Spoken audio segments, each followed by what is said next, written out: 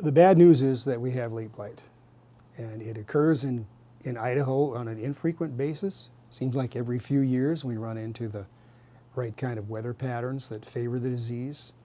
I think you almost have to take it as a given that it's going to occur somewhere in the state every single year. But whether you find it or not, or whether it shows up as something of a problem, is really dependent on the weather. And in this particular case, we've had a period of absolutely ideal weather that lasted for more than a week. And right now there's a possibility that we could be having more of that same kind of weather coming.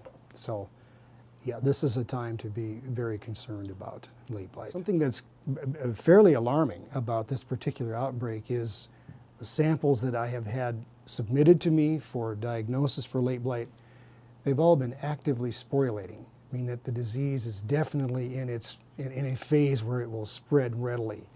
So this is another kind of a danger signal that we have some high pressure from late blight this year. I expect that we may have further reports from other areas. I can't be certain of that, but it just seems like with the widespread nature of the weather patterns and as contagious as this disease is, that we're likely to see more of it.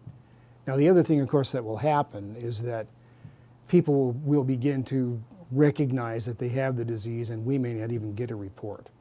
I think it's important that we get those so that we can keep track of where the disease is and make sure that the word gets out to people who may be vulnerable, who don't realize it because it hasn't been reported.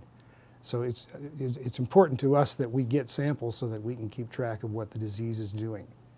This will help us for this season, but it will also help us for future years as we see how the disease behaves when we get into these sorts of infrequent weather patterns that we're having right now.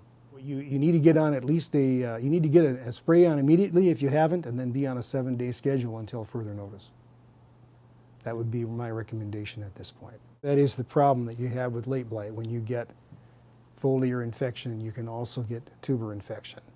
And that you may not find out you have until you actually bring the crop into storage, at which point you could have some serious problems in storage. So another reason why this is such a serious disease, because it affects both foliage and tubers. You may see some tuber infection during harvest, but there's also a good chance that you could have some exposure of healthy tubers to late blight infected tubers during the harvesting procedures, and then the actual infection events would occur in the storage and you wouldn't see anything until later. This was the disease that was the direct cause of the Irish potato famine back in the 1840s, and still remains the most important disease of potatoes on a worldwide basis.